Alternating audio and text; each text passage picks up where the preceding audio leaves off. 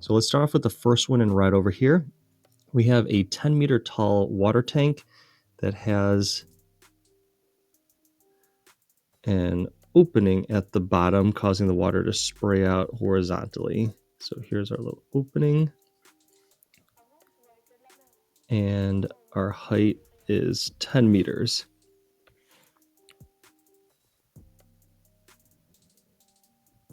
So we have a full tank there, and just a little quick background on Toricelli's theorem. It's very closely related to taking a look at our energy concepts, where we have gravitational potential energy that's converted into kinetic energy. Now, in that case, we have mass times acceleration due to gravity times height that gets converted into 1/2 mass times velocity squared. Now, when it makes that full conversion from the mgh into the 1/2 mv squared, we can set those equivalent, and those masses would drop out. So we would have gh equal to 1/2 mv squared. Now, when we do a bit of rearranging, we can solve for the velocity. If we multiply both sides by 2, that would cancel out the 1/2, put a 2 over on this side, and then we can go ahead and square root both sides to find our value of v, and then we would end up getting v equals the square root of 2gh, which is basically Toricelli's theorem. Now, the reason why it works with fluids is once you get the fluid version of that, it looks like this. We have rho gh equal to 1/2 rho v squared, and then our densities are going to cancel out, and then from there we have gh equals 1/2 v squared, so we don't need to go through that whole setup we did a moment ago, and then you still get the velocity equals the square root of 2gh. So that is the formula we're going to be using in a moment here. So let's go ahead and write that right over here.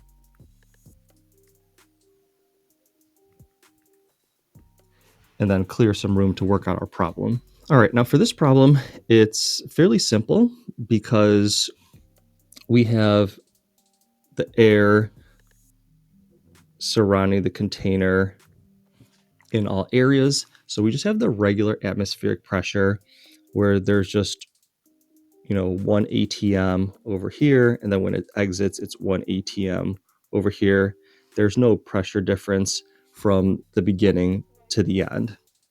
Now, with that being said, that takes out a lot of factors. There's no additional pressure being exerted on our fluid over here. We just have the rho gh of the fluid pushing it out.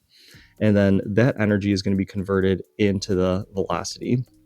So all we have to do is simply take the square root of 2 times our constant 9.8, throw in our 10 meters of height because of the amount of fluid we have, and then we have a velocity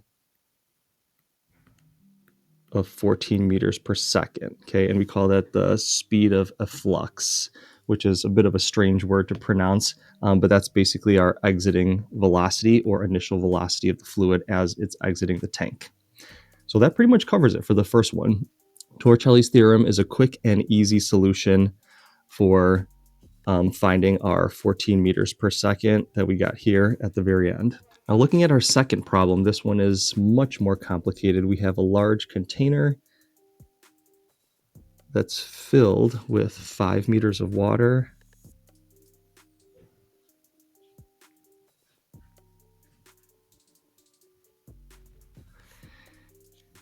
And then the pressure of the air above the water is 2 atm. So we have some molecules up here, and that has a pressure of 2 atmospheres.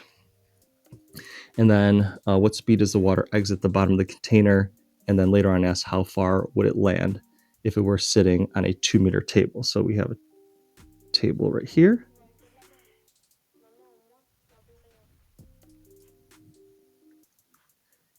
That is 2 meters above the ground.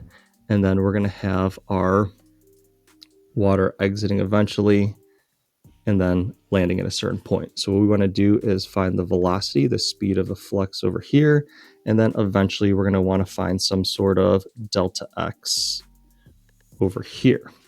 So now we have quite a bit going on. This one we can't do a simple v equals square root of 2gh. We're going to have to do a lot more. So what we're going to have to do is use Bernoulli's equation, where we consider the initial pressure. We'll call that P1. So we'll call this position 1 over here, and then position 2 as the water exits. So we got P1 plus rho g h plus 1/2 rho v squared. And then we have the pressure at point 2 plus the rho g h over there and the 1/2 rho v squared. Now what we can do from there is take a look at our situation and go ahead and cross out a few things, and then everything that we're leaving within our formula, we're going to fill in some numerical values. So at the very top over here, we definitely have some height going on, so we're going to leave the rho g h, but at that point we do not have any velocity. And then at the bottom over here, it's going to go out of the container where it reaches the regular atmospheric pressure of 1 atm out here. So it does have some P2, but it loses all of its height at that particular moment when it exits the container. So now we have 4 sets of numbers that we can use. So our P1, our rho GH, P2, and 1/2 rho V squared. So from there, our P2, we're going to put everything in pascals so that everything is in the standard unit that we want it in. So 1 atmosphere is 101.3 kilopascals. And if we go ahead and convert that into pascals, that's going to be 101,300. I'm sure there's some more significant figures after that 3 over there that we might be able to include, but for now, 101,300 is going to work for us. So that's pascals. And then we are going to multiply that by 2 because it's 2 atmospheres. And that's going to give us 202,600. So we have 202,600 pascals. And then we have our rho GH. Our rho is the density of water, which is a constant 1,000 kilograms per meter cube, times 9.8 times the height of our water, which is 5 meters. Okay, so let's go ahead and find the product of these 3, which actually comes out to 49,000. And then add that to our 202,600, which gives us a grand total of 251,600 pascals. Now that takes care of the entire left side of our formula. Now let's go ahead and work on the right side of our formula. So we just have a single ATM once it gets released out of our tank. So we just have 101,300 pascals. And then it's 1/2 rho, which is 1,000 for water as usual, times v squared. Now it looks like we have everything we need in order to solve for our velocity. So let's go ahead and rearrange things and solve for v.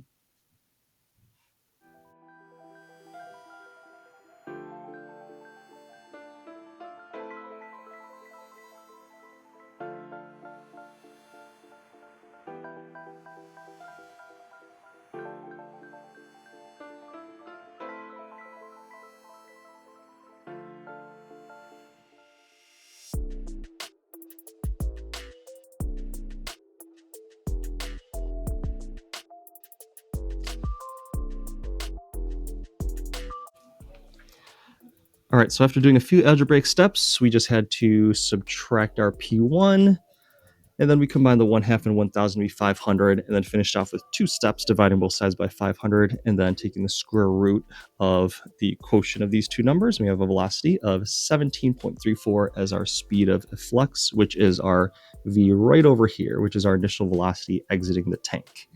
All right, so let's go ahead and write that right up top over here.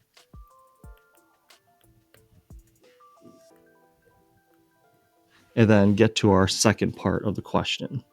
Now, when working the second part of our question, we're looking for how far, which is our delta x, would it land if it were sitting on a 2-meter table.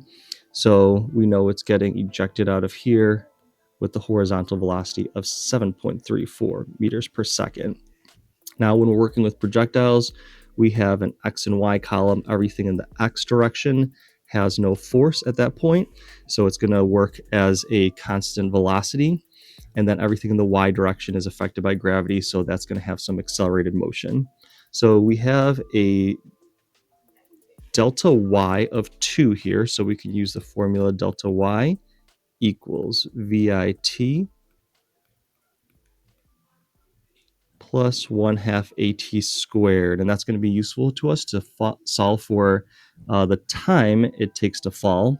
So let's go ahead and plug in our variables and solve for that time.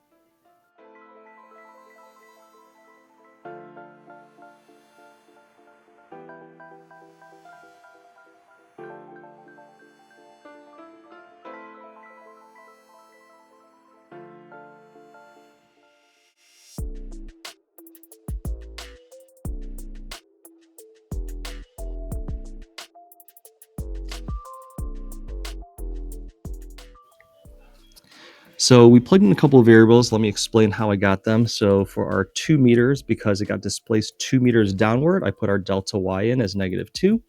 We have an acceleration due to gravity of -9.8 as usual. Now I was able to drop off the VIT in the first part of the formula because there is no VI in the vertical direction. All of it is directed in the horizontal direction. So that initial velocity of 17.34 just belongs in our x column, but not in our y column because there's no upward or downward velocity.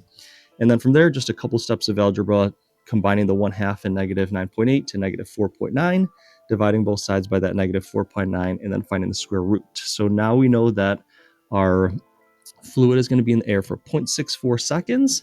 So that is going to apply to either side because it is not a vector. And we know that the velocity that it's moving at is going to travel 17.34 meters per each second it's in the air. So we can go ahead and use a formula delta x equals v times t. And then when we do 17.34 meters per second times 0.64, that's going to bring us to our final solution of 11.10 meters. And now we have completed our long and complicated problem. So I hope that was helpful to you. Thank you for watching and listening.